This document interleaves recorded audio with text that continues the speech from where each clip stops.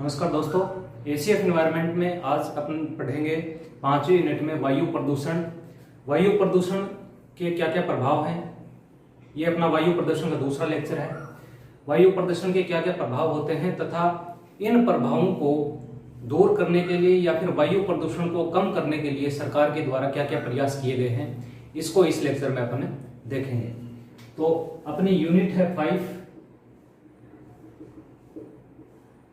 प्रदूषण, और प्रदूषण में भी अपन पढ़ेंगे आज वायु प्रदूषण के प्रभाव तथा इसको दूर करने के उपाय।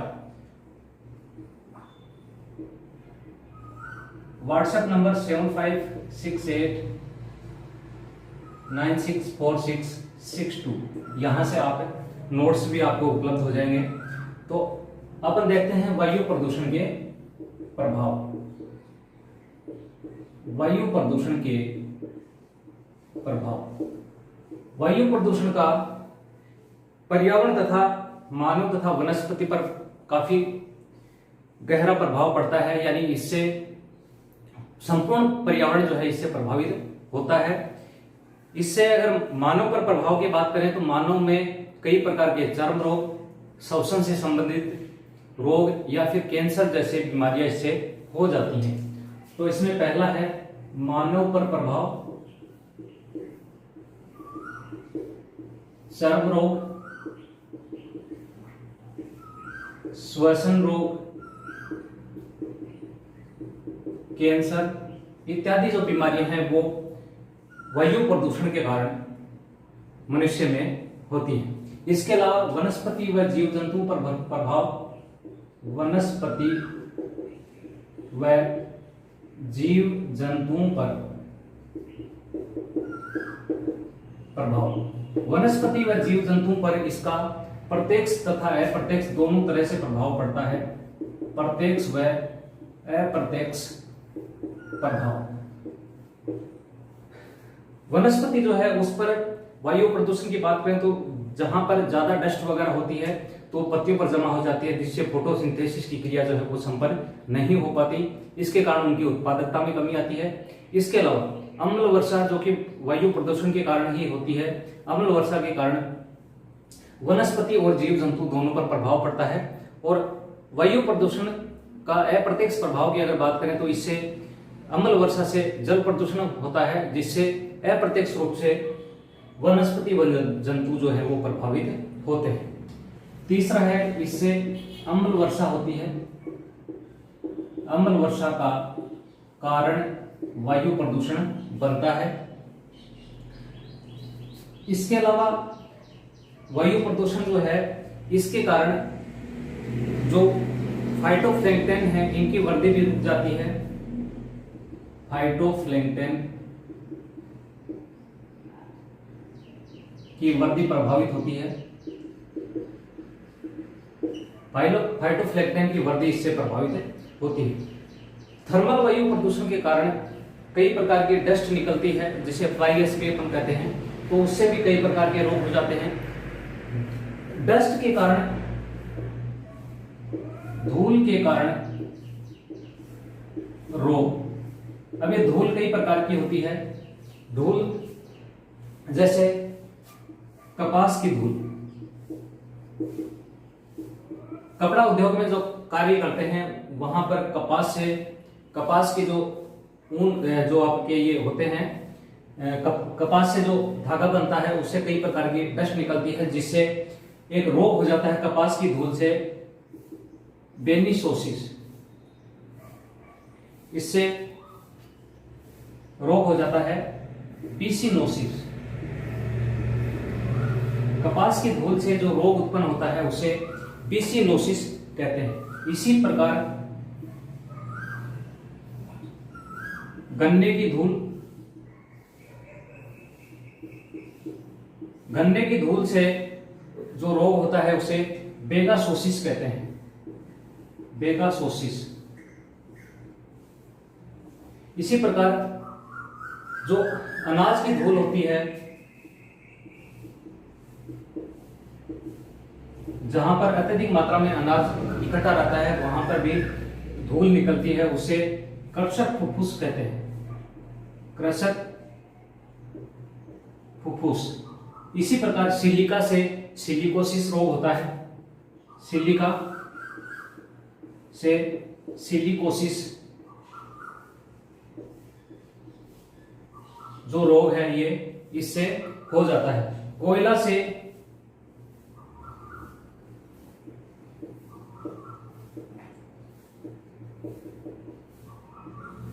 कोयले में एंथ्रेसाइट, बिटुमिनस, लिग्नाइट, पीट, कई प्रकार के जो कोयले हैं, कई प्रकार के कोयले होते हैं। तो इस कोयले की जो धूल होती है इससे एंथ्रोसिस रोग हो जाता है। इससे जो रोग होता है उसको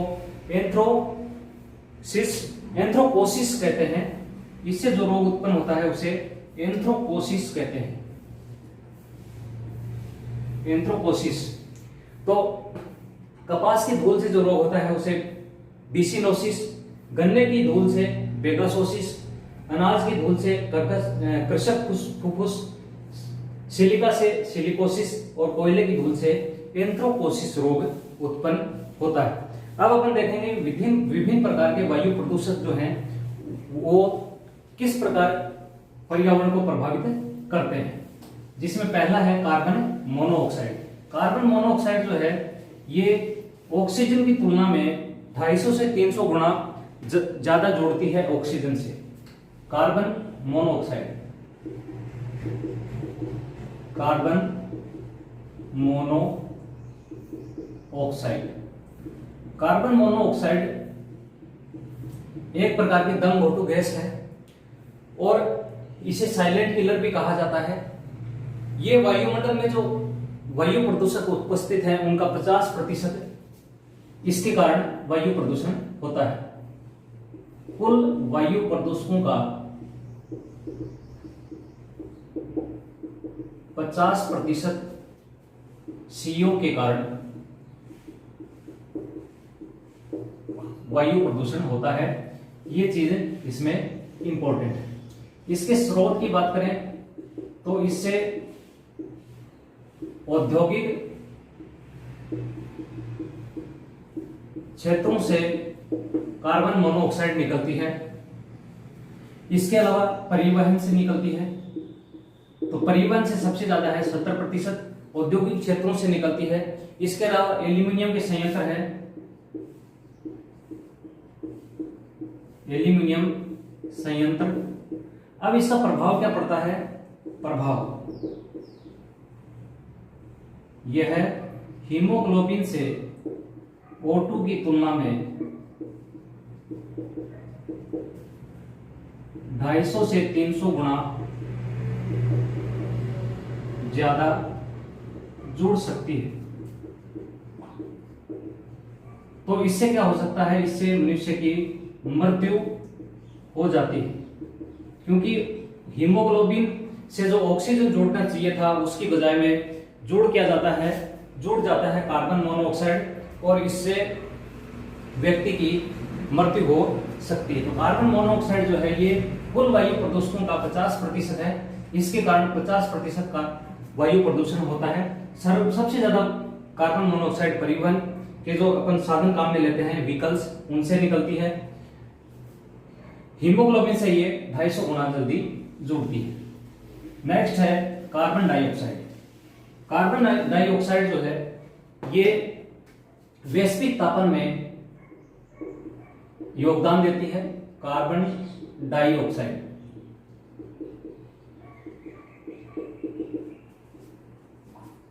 वैश्विक तापन में 60% योगदान। वैश्विक तापन में इसका योगदान कितना है? 60% है। इसके कारण ग्लोबल वार्मिंग होती है। CO2 के कारण ग्लोबल वार्मिंग इसके कारण होती है। वैसे तो इसका अगर इसकी मात्रा अगर वायुमंडल में 0.03% अगर इसकी मात्रा उपस्थित हो तो यह पृथ्वी के लिए लाभदायक है, क्योंकि यह वैश्विक ताप को बनाए रखती है, पृथ्वी के तापमान को बनाए रखती है। अगर CO2 की मात्रा इससे कम हो जाएगी तो धीरे धीरे हिम युग जो पहले था वो ही इसमें पृथ्वी पर आ जाएगा। इसके अलावा CO2 जो है वो पौधों में कार्बोहाइड्रेट के निर्माण के लिए आवश्यक है। इसकी सबसे ज्यादा स्रोत की अगर बात करें तो ऊर्जा क्षेत्र जो है, ऊर्जा क्षेत्र जहां से ऊर्जा उत्पादित होती है वहां से 37% CO2 सबसे ज्यादा निकलती है। इसके अलावा परिवहन से 31% और बाकी जो शोषण है उससे भी ऑक्सीजन, ये कार्बन डाइऑक्साइड जो है वो निकलती है। इसका योगदान क्या है? इसका योगदान है वायु प्रदूषण में, ग्लोबल वार्मिंग बढ़ाने में ये योगदान देती है। तीसरा है आपके मीथेन, जिसे CH4 कहते हैं। मीथेन जो है यह भी वैश्विक तापन में काफी योगदान देती है और वैश्विक तापन में इसका योगदान 20% है। वैश्विक तापन में योगदान 20%। वैश्विक तापन में इसका योगदान कितना है? मीथेन का 20% है। सबसे ज्यादा इसके स्रोत की बात करें तो सर्वाधिक ये निकलती है आर्द्र भूमि से।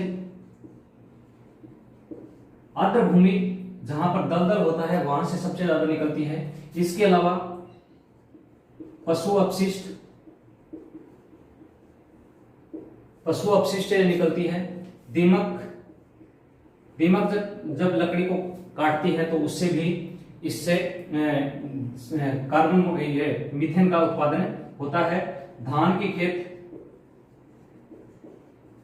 तो यहां से मीथेन का उत्पादन सबसे ज्यादा होता है। मीथेन जो है वैश्विक तापन में योगदान कितना देती है? 20% योगदान देती है। और कार्बन डाइऑक्साइड वैश्विक तापन में 60% योगदान देती है।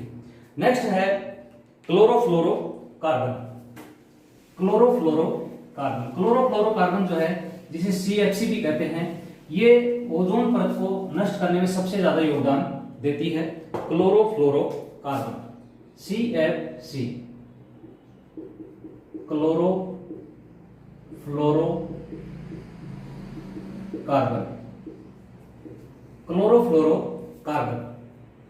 क्लोरोफ्लोरोकार्बन के कारण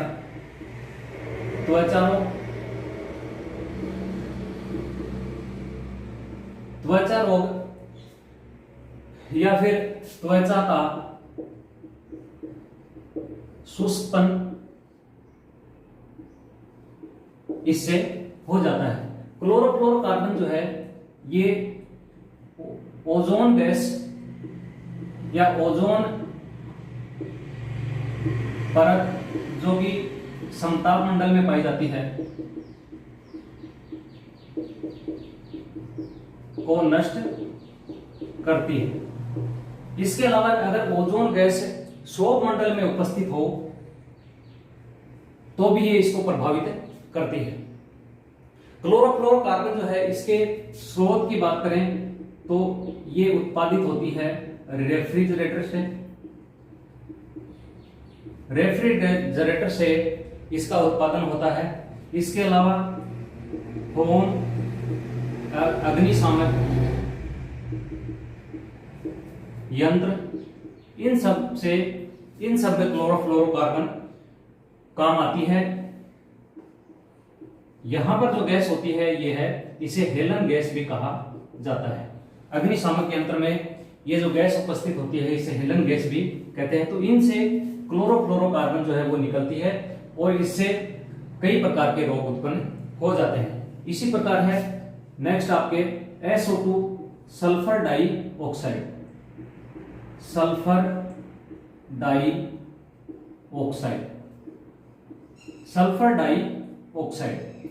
SO2 जो है यह भी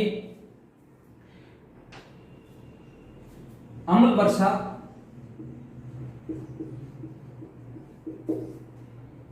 तथा कोहरे के निर्माण में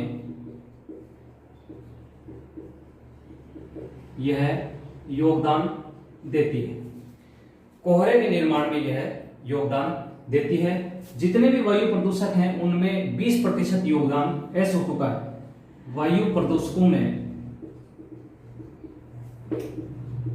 20% योगदान SO2 का है। SO2 का योगदान कितना है? 20% योगदान इसका है। अब ये जो SO2 है, इसके कारण प्रभाव क्या पड़ता है? इसके कारण त्वचा रोग, आंखों में जलन,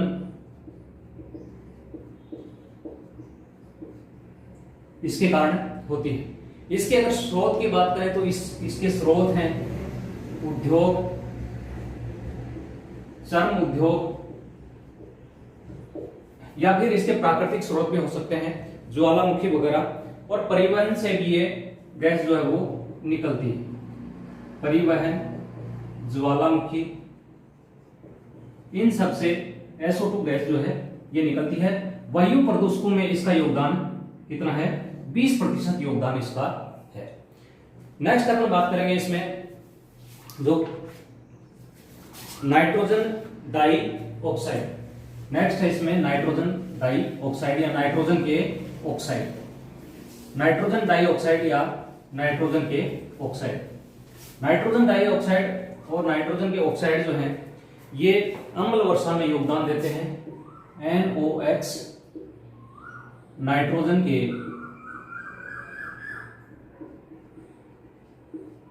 ऑक्साइड,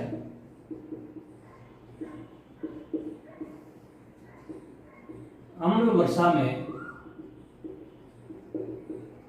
योगदान नाइट्रोजन के ऑक्साइड जो है वो देते हैं। फोटोकेमिकल स्मोक,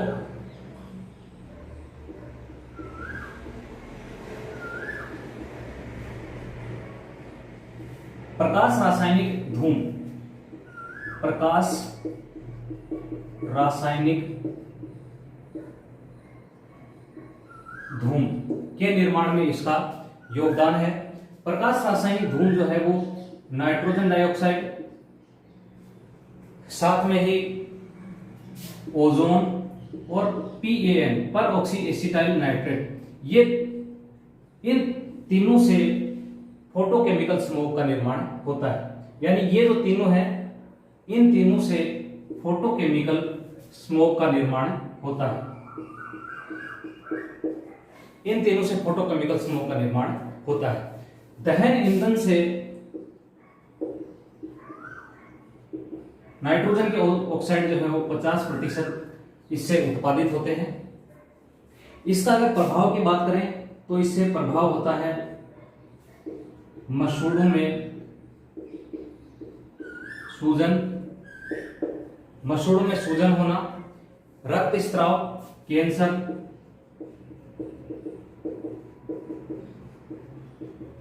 ये जो रोग हैं ये नाइट्रोजन के ऑक्साइड के कारण होते हैं। फिर है आपके सीसा, लेड जिसे कहते हैं PP, सीसा। सीसा जो है ये उपयोग किया जाता है बैटरी वगैरह में। जो सीसा संचयक सेल होता है उसके निर्माण में इसका योगदान, इसका उपयोग किया जाता है। सबसे ज्यादा जो लेड उत्पादित होता है वो वर्तमान में मोबाइल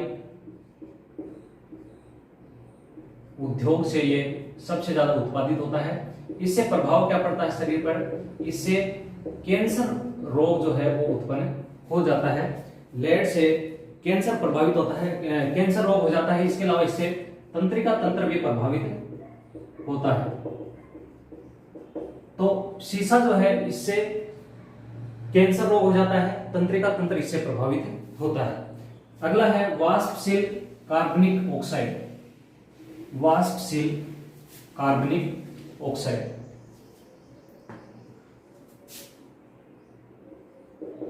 वाष्पशील कार्बनिक पदार्थ, वाष्पशील कार्बनिक पदार्थ जो है ये पॉलिश किए जाने वाले जो पेंट हैं उसमें, उससे ये निकलता है। पॉलिश से, पेट्रोलियम से भी ये निकलता है।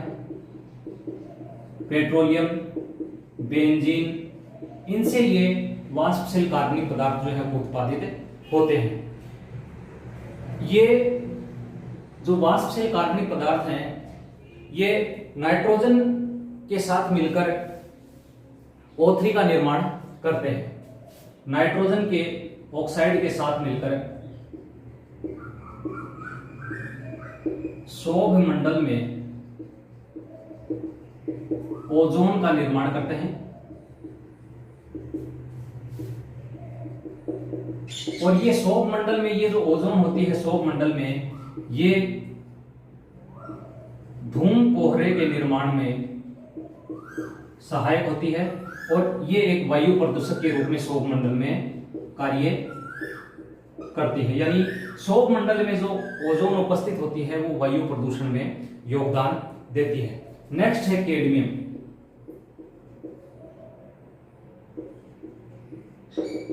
कैडमियम श्वसन विष की तरह कार्य करता है, श्वसन विष की तरह यह कार्य करता है। इससे कई प्रकार के कैंसर रोग जो हैं वो हो जाते हैं।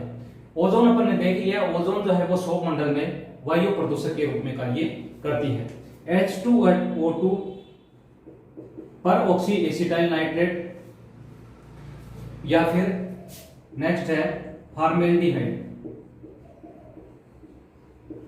H2O2 पर ऑक्सी एसिटाइल नाइट्रेट और फॉर्मेल्डिहाइड ये सारे जो हैं ये स्मोक के निर्माण में स्मोक उत्पन्न करते हैं। इससे श्वसन संबंधी रोग और दृश्यता जो है वो भी इससे कम हो जाती है। सस्पेंडेड पार्टिकुलेट मैटर अपन ने कल देखा था, suspended particulate matter SPM, suspended particulate matter SPM, निलंबित सस्पेंडेड पार्टिकुलेट मैटर निलंबित कणिकीय पदार्थ। निलंबित कणिकीय पदार्थ जो है ये इनसे कई प्रकार के श्वसन संबंधी रोग, त्वचा रोग हो जाते हैं। इनका अगर आकार की बात करें तो इनका आकार जो होता है वो 0.01 माइक्रोन से 100 माइक्रोन तक इनका आकार होता है। 0.01 माइक्रोन से 100 माइक्रोन इनका आकार होता है। ये दो प्रकार के होते हैं। SPM जो है वो दो प्रकार के होते हैं। पहला है inhalable coarse particle,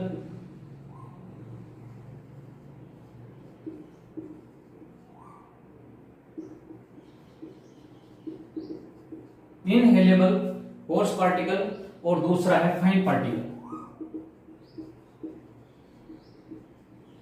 fine particle जो है इसका आकार PM यानी 2.5 माइक्रोन से छोटा होता है। इनका आकार 2.5 माइक्रोन से छोटा आकार इनका होता है। इनहेलेबल कोर्स पार्टिकल जो है इनका आकार 2.5 से 10 माइक्रोमीटर या 10 माइक्रोन इनका आकार होता है। 2.5 से 10 माइक्रोन इनहेलेबल कोर्स पार्टिकल का आकार होता है। तो ये दो प्रकार के होते हैं। इसके स्रोत अब अपन बात करते हैं वायु प्रदूषण रोकने के उपाय। कौन से ऐसे उपाय हैं जिसके द्वारा वायु प्रदूषण को रोका जा सकता है। वायु प्रदूषण रोकने हेतु उपाय। वायु प्रदूषण रोकने हेतु गवर्नमेंट ने भी काफी प्रयास किए हैं। तो इन प्रयासों में अगर कुछ जो महत्वपूर्ण प्रयास हैं उनकी अगर बात करें तो वाहनों के उत्सर्जन पर, वाहनों से जो कार्बन मोनोऑक्साइड का उत्सर्जन होता है या फिर SO2 का उत्सर्जन होता है तो उसके उत्सर्जन को रोकने के लिए भी काफी प्रयास किए गए हैं। तो पहला आपके है वाहनों से उत्सर्जन को रोकना। वाहनों से उत्सर्जन को रोकने के लिए गवर्नमेंट ने यूरोपीय उत्सर्जन मानक अपनाए हैं और पहला यूरोपीय मानक जो गवर्नमेंट ने अपनाया वो 2000 में अपनाया था पहला, जिसे अपन भारत स्टैंडर्ड कहते हैं। भारत स्टैंडर्ड पहला 2000 में अपनाया गया। इसके अलावा अंतर्राष्ट्रीय स्वच्छ परिवहन समिति के अनुसार जितना भी वायु प्रदूषण होता है उसमें वाहनों द्वारा जो उत्सर्जन होता है उसमें से पार्टिकुलेट मैटर जो निकलता है वो 56% होता है, और नाइट्रोजन के जो ऑक्साइड होते हैं वो लगभग 70% के आसपास डीजल इंजन से निकलते हैं। तो अंतर्राष्ट्रीय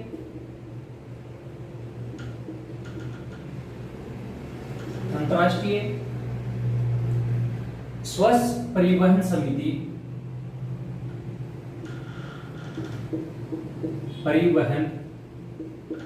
समिति के अनुसार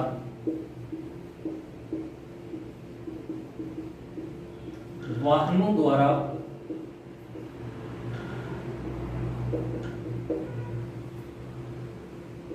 उत्सर्जन में 70% नाइट्रोजन के ऑक्साइड व लगभग 56% पार्टिकुलेट मैटर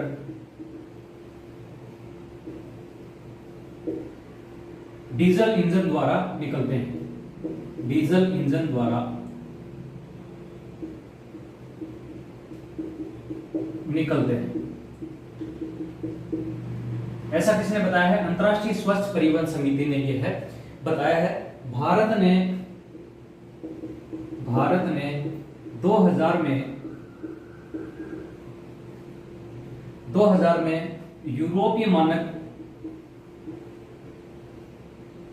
मानक अपनाए, जिसमें भारत स्टैंडर्ड फर्स्ट 2000 में, और वर्तमान में BS6 जो अपनाया गया है, BS6 वो अप्रैल 2020 में अपनाया है। तो इसमें होता क्या है, इसमें सल्फर डाइऑक्साइड जो निकलती है, सल्फर के कंटेंट भी कम होते हैं, और इसके अलावा जो अन्य उत्सर्जक होते हैं उनकी मात्रा भी इसमें कम होती है। तो भारत स्टैंडर्ड सबसे पहले इंडिया ने 2000 में अपनाया, उसके पश्चात भारत स्टैंडर्ड 6 जो है वो 2020 में अपनाया। इससे पहले Bharat standard first, second, third, fourth, और फोर्थ के बाद में सीधा ही भारत स्टैंडर्ड 6 जो है गवर्नमेंट ने अपनाया। नेशनल दूसरा है national electrical mobility mission plan. National electric mobility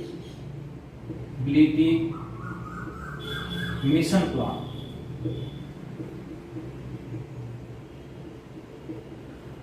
इस प्लान के अंतर्गत गवर्नमेंट ने यह बताया है कि पर्यावरण को स्वच्छ रखने के लिए पर्यावरण हितैषी वाहनों का उत्पादन किया जाएगा, जिसमें उच्च क्षमता वाले हाइब्रिड जो वाहन हैं उनका उत्पादन किया जाएगा। हाइब्रिड जो वाहन होंगे वो डीजल से भी चल सकते हैं और इलेक्ट्रिक से भी चल सकते हैं।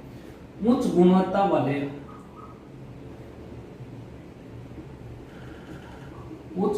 वाले व पर्यावरण हितैषी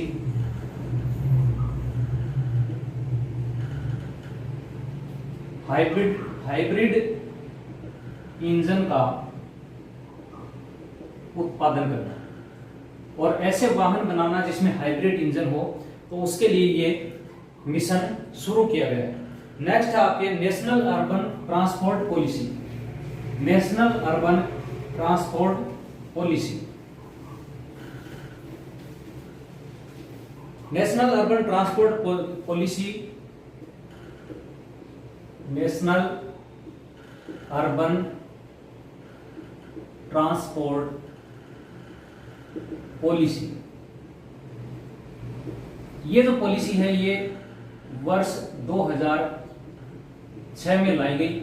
वर्ष 2006 में इस पॉलिसी को लाया गया, और इसमें शहरी क्षेत्रों में पब्लिक ट्रांसपोर्ट को बढ़ावा देने की योजना बनाई गई। शहरी क्षेत्रों में पब्लिक ट्रांसपोर्ट को बढ़ावा देना। इस योजना में शहरी क्षेत्रों में पब्लिक ट्रांसपोर्ट को बढ़ावा देने हेतु यह नीति लाई गई। अगला है SAFAR, system for air quality and weather forecasting research. System for air quality and weather forecasting research. SAFAR जो सिस्टम है ये IITM पुणे द्वारा वायु गुणवत्ता की जांच हेतु विकसित किया गया एक सिस्टम है। IITM पुणे द्वारा वायु गुणवत्ता जांच हेतु इस सिस्टम को बनाया गया। जो किसने बनाया है? IITM पुणे के द्वारा ये SAFAR system for air quality and weather forecasting research, ये सिस्टम IITM पुणे के द्वारा विकसित किया गया है। और इसमें ये मोबाइल आधारित एक ऐप है जिससे वायु गुणवत्ता की जांच की जाती है। मोबाइल आधारित ऐप, ये क्या है? एक मोबाइल आधारित ऐप है जिससे वायु की गुणवत्ता का मापन किया जाता है। नेक्स्ट है राष्ट्रीय वायु गुणवत्ता सूचकांक। राष्ट्रीय वायु गुणवत्ता सूचकांक। राष्ट्रीय वायु गुणवत्ता सूचकांक जो कि 17 अक्टूबर 2014 को ये राष्ट्रीय वायु गुणवत्ता सूचकांक जो है national air quality index NAQI, national air quality index जो है वो जारी किया गया। तो इसमें वायु गुणवत्ता की जांच हेतु 6 इसमें सूचकांक है। वायु गुणवत्ता जांच हेतु 6 सूचकांक। वायु गुणवत्ता जांच हेतु इसमें कितने सूचकांक है? तो इसमें 6 सूचकांक है। 8 प्रदूषणकारी कारकों की इसमें जांच की जाती है। कारकों की जांच, तो ये कारक कौन से हैं? तो इन कारक में है आपके PM 2.5, PM 10, nitrogen dioxide, sulphur dioxide, lead, carbon monoxide और इसके अलावा इसमें अमोनिया का मापन भी किया जाता है। अमोनिया का मापन भी इसमें किया जाता है। साथ में ही इसमें ओजोन का मापन भी किया जाता है। तो इस राष्ट्रीय वायु गुणवत्ता सूचकांक जिसे 17 अक्टूबर 2014 को लाया गया, इसमें 6 सूचकांक होते हैं और 6 सूचकांक के आधार पर वायु की गुणवत्ता का निर्धारण किया जाता है। ये अपन पढ़ चुके हैं। तो नेशनल एयर क्वालिटी इंडेक्स जो है इसके लिए 36 सतत परिवेशी वायु निगरानी सेंटर स्थापित किए गए हैं। 36 स्टेशन देश भर में स्थापित किए गए हैं जहां पर वायु की गुणवत्ता का जांच की जाती है। नेक्स्ट है राष्ट्रीय वायु गुणवत्ता निगरानी कार्यक्रम। राष्ट्रीय वायु गुणवत्ता निगरानी कार्यक्रम। राष्ट्रीय वायु गुणवत्ता निगरानी कार्यक्रम। राष्ट्रीय वायु गुणवत्ता निगरानी कार्यक्रम NAMP।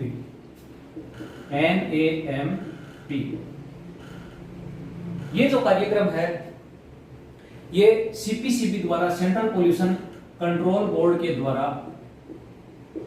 शुरू किया गया है सेंट्रल पोल्यूशन कंट्रोल बोर्ड के द्वारा यह शुरू किया गया है।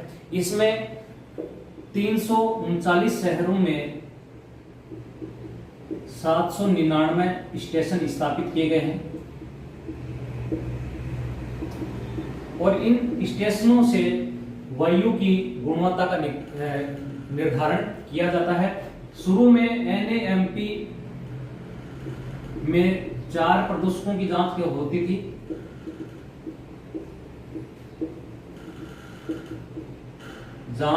जिसे बढ़ाकर अब 12 प्रदूषक जो है इनकी जांच इनके द्वारा की जाती है। नेक्स्ट है प्रदूषण के आधार पर औद्योगिक इकाइयों का वर्गीकरण। प्रदूषण के आधार पर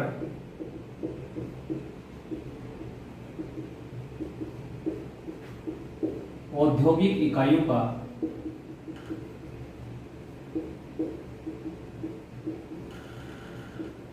वर्गीकरण। प्रदूषण के आधार पर औद्योगिक इकाइयों को 4 भागों में बांटा है। फर्स्ट, सेकंड, थर्ड और फोर्थ। इसके लिए 4 श्रेणियां बनाई गई हैं। यहां पर प्रदूषक सूचकांक होते हैं, यहां पर श्रेणी होती है, यहां पर क्रम संख्या होती है और इधर ये श्रेणी ले जाती है। तो चौथा जो है इसमें प्रदूषक सूचकांक जो होता है 20 या 20 से कम, 20 या 20 से कम। दूसरा है थर्ड, इसमें 20 से 21 से लेकर 40 तक, 21 से 40 तक सूचकांक होता है। सेकंड में 41 से 59 तक और फर्स्ट में है 60 या 60 से ऊपर का सूचकांक, 60 या 60 से ऊपर का सूचकांक। तो इसमें जो फोर्थ है इसको श्वेत श्रेणी में रखा जाता है। इसकी श्रेणी क्या है? श्वेत। इसको श्वेत श्रेणी में रखा जाता है। सेकंड जो है इसकी श्रेणी है हरित श्रेणी, हरित श्रेणी। थर्ड जो है इसकी है नारंगी और फोर्थ जो है इसकी है लाल श्रेणी। तो इसमें ये जो लाल श्रेणी है, इस श्रेणी में जो औद्योगिक क्षेत्र आते हैं वहां पर नए उद्योग नहीं लगाए जा सकते। इस श्रेणी में नए उद्योग नहीं लगाए जा सकते हैं। राजस्थान में वर्तमान में जयपुर, जोधपुर, पाली और भिवाड़ी, जयपुर, जोधपुर, पाली और भिवाड़ी, इन क्षेत्रों को लाल व नारंगी श्रेणी में शामिल किया है और यहां पर नए उद्योग नहीं लगाए जा सकते। तो ये एक लेटेस्ट का आपका करंट के साथ में ही आपका इन्वायरमेंट का इक्वेशन बन जाता है कि राजस्थान में ऐसे कौन से क्षेत्र हैं जहां पर जिनको लाल श्रेणी में रखा गया है। तो जयपुर, जोधपुर, पाली और भिवाड़ी, यहां पर नए उद्योग नहीं लगाए जा सकते हैं। तो इनकी श्रेणियां हैं श्वेत, हरित, नारंगी और लाल। ये 4 इनकी श्रेणियां हैं। ये यहां पर इसके सूचकांक हैं। नेक्स्ट आपके है इसमें व्यापक पर्यावरण प्रदूषण सूचकांक। व्यापक पर्यावरण प्रदूषण सूचकांक।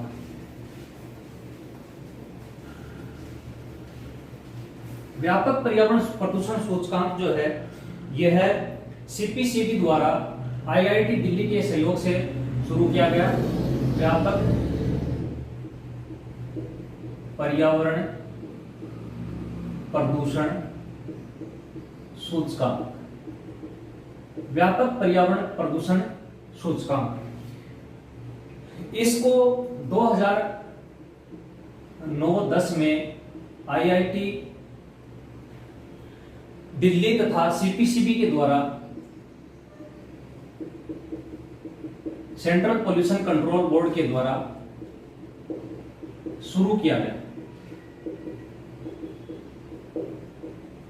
IIT दिल्ली तथा सेंट्रल पोल्यूशन कंट्रोल बोर्ड के द्वारा इसको शुरू किया गया।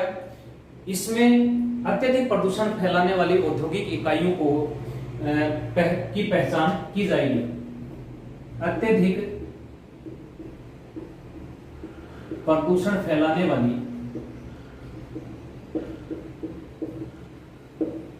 औद्योगिक इकाइयों की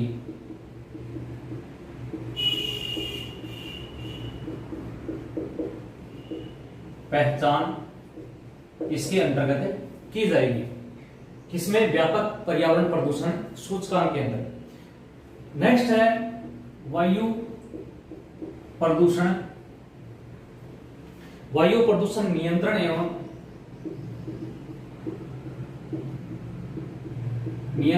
नियमन अधिनियम 1981। गवर्नमेंट ने वायु प्रदूषण नियंत्रण हेतु इस एक्ट को बनाया और 29 मार्च 1981 को इसको पारित किया गया। 29 मार्च 1981 को इसे पारित किया गया। 16 मई 1981 को यह लागू किया गया। 16 मई 1981 को इसे लागू किया गया। 1987 में इसमें ध्वनि प्रदूषण को भी शामिल किया गया। ध्वनि प्रदूषण शामिल किया गया। तो एयर पोल्यूशन कंट्रोल हेतु एक्ट बनाया गया 1981 में, जिसे 29 मार्च 1981 को पारित किया गया। 16 मई 1981 को इसे लागू किया गया। 1987 को ध्वनि प्रदूषण को भी इसमें शामिल कर लिया गया। नेक्स्ट है स्वचालित वाहनों हेतु कैटलिस्ट कन्वर्टर लागू करना। स्वचालित वाहनों हेतु कैटलिस्ट कन्वर्टर। कैटलिस्ट कन्वर्टर का मतलब यह है कि इसमें जो इंजन होता है उसमें कैटलिस्ट रहेगा, उत्प्रेरक एक रहेगा, जो कि हानिकारक गैसों को कम हानिकारक गैसों में परिवर्तित कर देगा। तो इससे क्या होगा? इससे प्रदूषण कम होगा। प्रदूषण इससे कम होगा। नेक्स्ट है उद्योगों में फिल्टर बैग स्थापित करना। जो औद्योगिक इकाइयों है जहां से अत्यधिक डस्ट निकलती है वहां पर फिल्टर बैग लगाए जाते हैं। फिल्टर बैग क्या होता है? तो फिल्टर बैग इस प्रकार से, जहां से डस्ट आती है उसके सामने इस प्रकार से, यहां पर इस प्रकार से एक संरचना बना दी जाती है जिसमें कपड़े के बैग इस प्रकार से लटका दिए जाते हैं। तो जब ये एयर यहां से आएगी तो इसमें से जो बाहर निकलेगा डस्ट तो यहां इकट्ठा हो जाएगी नीचे, और इस बैग में से सिर्फ वायु ही बाहर निकलेगी, डस्ट इसमें से बाहर नहीं निकलेगी। तो ये इस प्रकार से बैग स्थापित इसमें किए जाते हैं। तो इसके लिए फिल्टर बैग स्थापित करना। औद्योगिक इकाइयों में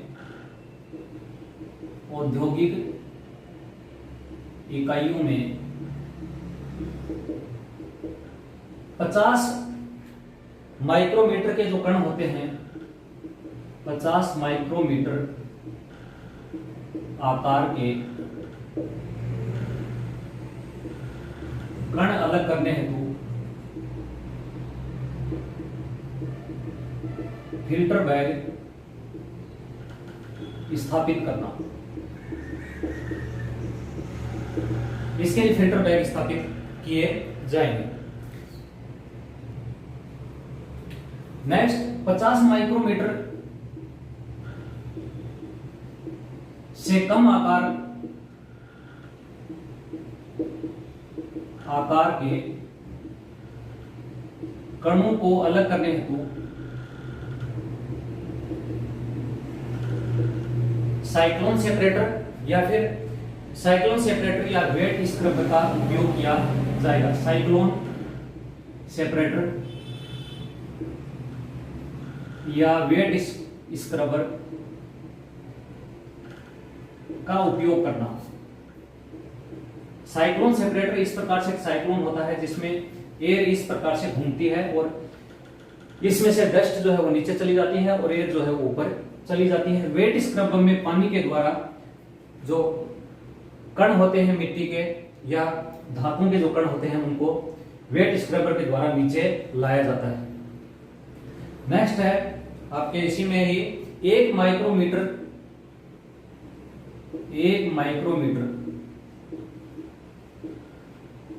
या इससे कम आकार के कणों को अलग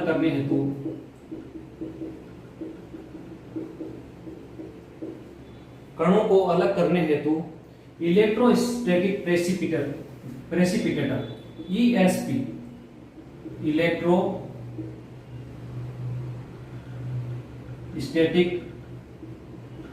प्रेसिपिटेटर का उपयोग करना। तो इसमें इलेक्ट्रोस्टैटिक प्रेसिपिटेटर में क्या होता है, जो वाहनों में चिमनियां होती हैं उन चिमनियों के ऊपर इस प्रकार से एक इलेक्ट्रोस्टैटिक प्रेसिपिटेटर लगा दिया जाता है जिसमें विद्युत प्रवाहित होती है, और ये विद्युत जो होगी ये कणों के आकार कणों पर जो चार्ज होता है उसके विपरीत चार्ज इसमें रहता है। मान लो इसमें पॉजिटिव चार्ज रहता तो कणों में अगर नेगेटिव चार्ज है तो इससे इस प्रकार से यहाँ चिपक जाएंगे और नीचे गिर जाते हैं। तो इलेक्ट्रोस्टैटिक प्रेसिपिटेटर जो है वो छोटे कणों को अलग करने के लिए उपयोग किए जाते हैं। फिर है IQ एयर तथा ग्रीनपीस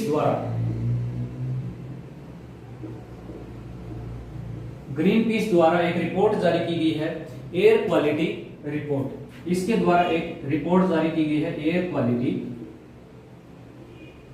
रिपोर्ट। इस रिपोर्ट में यह बताया गया है कि भारत का जो गाजियाबाद शहर है वो सबसे ज्यादा प्रदूषित है, जहां पर PM 2.5 जो है उसकी रैंक आई है PM 2.5 में पूरे विश्व में सबसे ज्यादा 110.2। इसके अलावा इसी रिपोर्ट में यह बताया गया कि टॉप जो 10 शहर हैं पूरे विश्व के, उसमें से 6 शहर भारत के शामिल हैं जहां पर सबसे ज्यादा वायु प्रदूषण है। और सबसे ज्यादा अगर वायु प्रदूषण की बात करें तो गाजियाबाद जो है, उसमें सबसे ज्यादा एयर क्वालिटी जो है वो सबसे खराब तरीके की है। इसके लिए एक जो आपकी फर्स्ट यूनिट है उसमें एक लेक्चर इसके लिए अलग से बनाया हुआ है, तो प्लेलिस्ट में आप उसको जाके देख सकते हैं, उसमें पूरा इसमें डिटेल से बताया गया है। फिर है इसमें यूरो मानक। गवर्नमेंट ने वाहनों के लिए यूरो मानक तैयार किए हैं। यूरो मानक क्या होते हैं? यूरो मानक के द्वारा प्रदूषकों का निर्धारण किया जाता है। यूरो मानक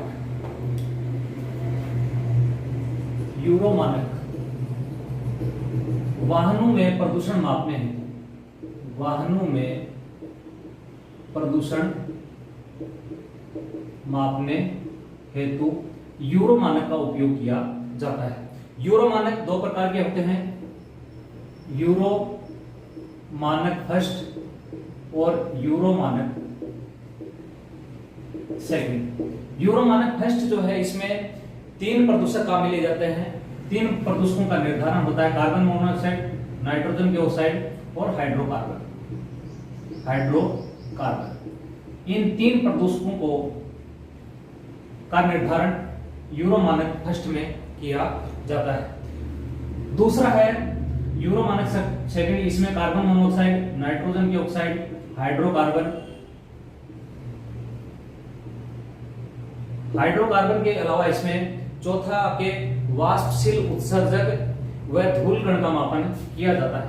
वाष्पशील उत्सर्जक व धूल कण, इनका मापन इनके द्वारा किया जाता है यूरो मानक सेकंड में। तो यूरो मानक फर्स्ट जो है इसमें कोप यानी कन्फर्मिटी ऑफ प्रोडक्शन, इस मानक में COP cop conformity of production, ये जो यूरो मानक फर्स्ट है इसमें कोप जो होता है कन्फर्मिटी ऑफ प्रोडक्शन की सीमा जो है 2.72 gram carbon monoxide, 2.72 gram carbon monoxide प्रति किलोमीटर,